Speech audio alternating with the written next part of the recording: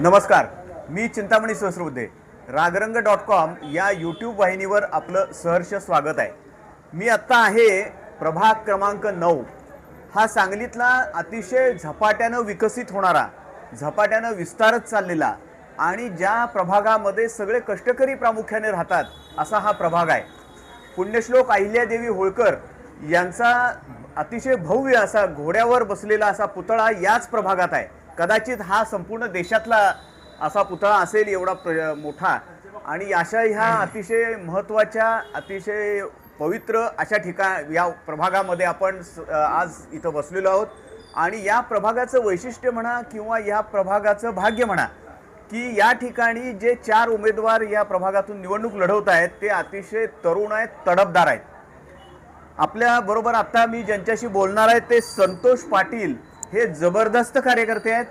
अनेक वर्ष काम करतायत, लढाऊ आहेत आणि त्याशिवाय विकासात्मक कामामध्ये सतत असलेले आहेत.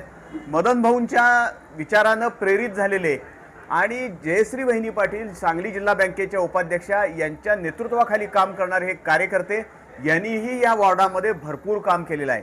त्यांच्याबरोबर आहेत ते अतुल माने आहेत, ते आमदार सुधीरदादा गाडगीळ यांच्या माध्यमातून काम करतात, त्यांच्या नेतृत्वाखाली काम करतात. रोहिणी पाटील या सुद्धा अतिशय मोठा राजकीय वारसा असलेल्या अशा घराण्यातनं आलेल्या आहेत. त्याही इथं निवडणूक लढवत आहेत. आणि वर्षा सरगर या भारतीय जनता पक्षाच्या बरेच वर्ष काम करत असलेल्या, सुधीरदादांच्या नेतृत्वाखाली काम करत असलेल्या कार्यकर्ते आहेत. असं हे अत्यंत काय म्हणू आपण सुयोग्य असं पॅनल ह्या प्रभागामध्ये लोकांनीच दिलंय, पक्षानं दिलंय. आणि आता ह्या निवडणुकीमध्ये कशी काय एकूण रंगत आलेली आहे, कारण आता प्रचार संपतच आलाय, संपलाय जवळजवळ. तर आपण आता संतोषला विचारूया की काय परिस्थिती आहे एकूण वॉर्डातली आता.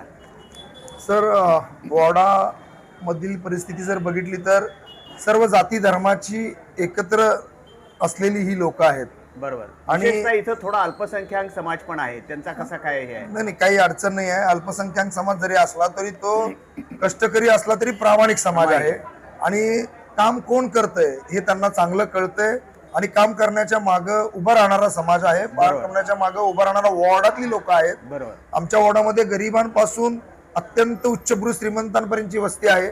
तर सर्वसमावेशक वस्ती, सर्वसमावेशक जाती धर्माची लोक असा असलेला हा वॉर्ड आहे आणि विकासाला प्राधान्य देणारा वॉर्ड आहे. आणि मागच्या 5-7 वर्षामध्ये मी रोहिणी वहिनींनी महापालिकेच्या माध्यमातून नगरसेवक असलो तरी विरोधात असताना आणि अतुल माने आणि बंडू सरगर यांनी गाडगिळ साहेबांच्या माध्यमातून नगरसेवक नसताना अशी जी काय 125 कोटीची कामं या वॉर्डामध्ये झालेली आहेत, म्हणजे सत्तेत नसताना सुद्धा दोन्ही त्यामुळे 125 कोटीची जी कामं झालेली आहेत, त्यामुळे लोकांना कळतंय की मागच्या 5-10 वर्षापेक्षा या 5-7 वर्षामध्ये एवढा प्रचंड निधी आला, एवढा झपाट्याने विकास झाला. माझ्यात आणि अतुलच्यात जी स्पर्धा होती ती विकासात्मक स्पर्धा होती, कारण मुळात आम्ही दोघं लहानपणापासून मित्र आहोत. त्यामुळं आता संघर्ष मिटल्यानंतर आमची मनं जुळायला काही वेळ लागला नाही आणि लोकांनाही ते लक्षात आले. त्यामुळे लोक निवडून येणाऱ्या पॅनलच्या मागं आणि विकास करणाऱ्या पॅनलच्या मागं आहेत.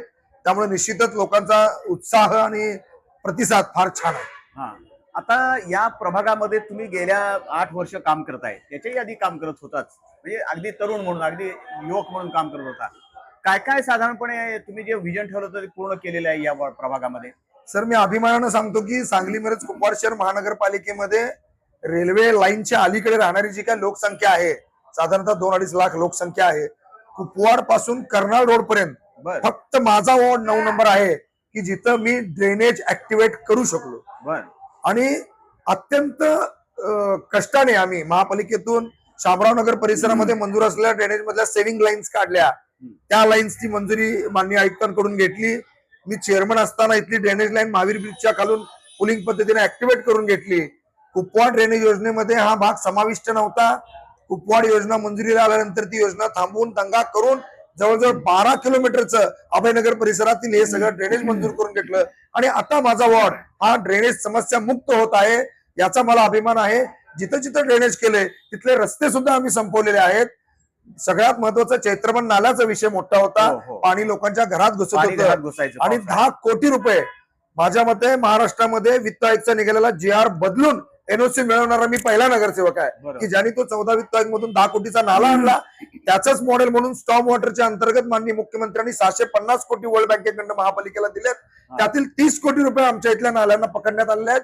त्यामुळे माझ्या वॉर्डामध्ये पुढच्या पंचवार्षिकला पूर्ण नाले बंदिस्त, आरसीसी बांधून चॅनलाइज होतील, ड्रेनेज पूर्ण होईल, रस्ते पूर्ण होतील. अतुल माने, मी, रोहिणी वहिनी आणि बंडू सरकरांनी मिळून बऱ्यापैकी सगळे ओपन स्पेस डेव्हलप केलेले आहेत. महापुरुषांच्या पुतळ्यांची कामं झालेली आहेत, चौक सुशोभीकरणाची कामं झालेली आहेत, त्यामुळे उद्यानं झालेली आहेत. आणि त्यामुळे आम्हाला जे अपेक्षित होतं त्या पद्धतीनं आम्ही जे विजन ठेवलेलं त्या पद्धतीनं आम्ही विकास करत आलोय. सर, मी एक वैशिष्ट्य सांगतो, 2008 पासून या राजकीय प्रवासामध्ये मी आहे. मी कधी लोकांना पुढे काय करण्याची आश्वासनं दिलेली नाहीत. आम्ही जो काय जाहीरनामा देतो त्यात आम्ही केलेली कामं देतो आणि केलेली कामं दिल्यामुळे लोकांना कळतं की पुढे हा काय करू शकतो. त्यामुळे माझ्या आईची एक इलेक्शन आणि माझी ही तिसरी इलेक्शन, म्हणजे 4 इलेक्शन झाल्या. आम्ही कधी लोकांना आश्वासनं दिली नाहीत, कारण आश्वासनं देऊन न पाळणाऱ्यातले आम्ही नव्हत. आम्ही मदन मोहनचे कार्यकर्ते आहोत. आम्ही काय करू शकतो हेच लोकांना दाखवतो. त्यामुळे लोक आमच्यावर विश्वास ठेवतात आणि आम्हाला निवडून देतात. म्हणजे थोडक्यात तुम्हाला हा संबंध आता प्रभाग आदर्श बनवायचा आहे पूर्णपणे. आमच्या दृष्टिकोनातून सांगली मिरज कुंभार शहर महानगरपालिकेमध्ये 125 कोटी निधी असलेला हा एकमेव प्रभाग आहे. इथून पुढच्या काळामध्ये हा आकडा 200 ते 250 कोटी गेला पाहिजे.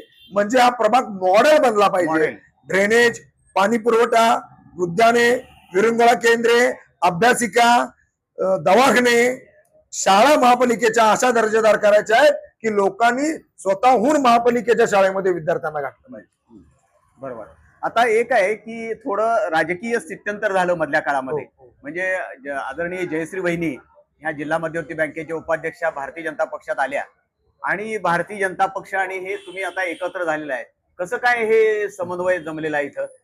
म्हणजे मला तरी अतिशय चांगला समन्वय दिसतोय. कुठेही काही म्हणजे रेल्वेचे रूळ बदलताना सुद्धा खाटकूट होती तशी सुद्धा काही कुठे दिसत नाहीये.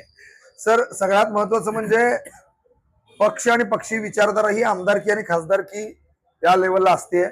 स्थानिक स्वराज्य संस्थेमध्ये लोक ही व्यक्ती बघून आणि काम बघून मतदान करतात. बरोबर. मला माहित आहे की ज्या वॉर्डामध्ये आम्ही प्रतिनिधित्व करतोय तिथं स्वातंत्र्यानंतर आजपर्यंत स्थानिक स्वराज्य संस्थेमध्ये कधीही भारतीय जनता पार्टी निवडून आलेली नाहीये.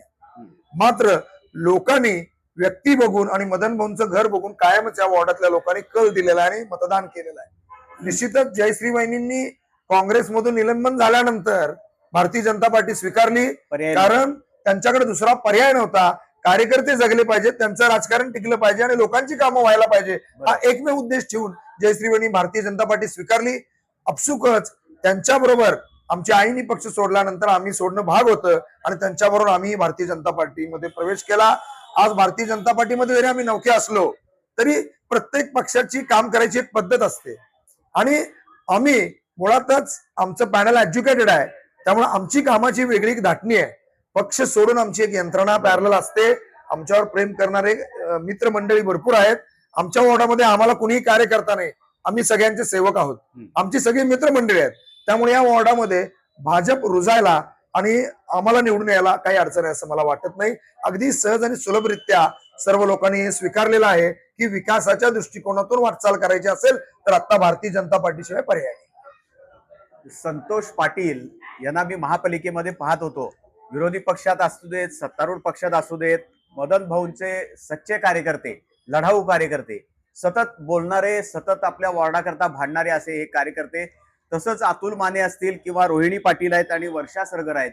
असं हे मी म्हणलं सुरुवातीला की असं 4 जणांचं पॅनल मिळणं या प्रभागासाठी, या विकसित होत असलेल्या, झपाट्यानं सांगलीमध्ये विकसित होत असलेल्या, विस्तारत असलेल्या प्रभागासाठी असं पॅनल मिळणं हे खरोखरच भाग्याचं आहे.